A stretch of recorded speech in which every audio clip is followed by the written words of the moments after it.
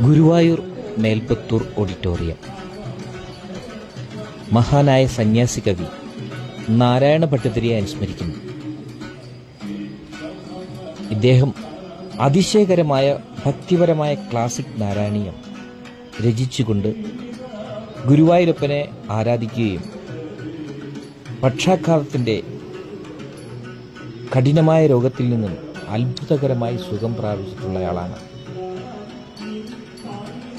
ഇവിടെ ശാസ്ത്രീയ നൃത്തങ്ങൾ,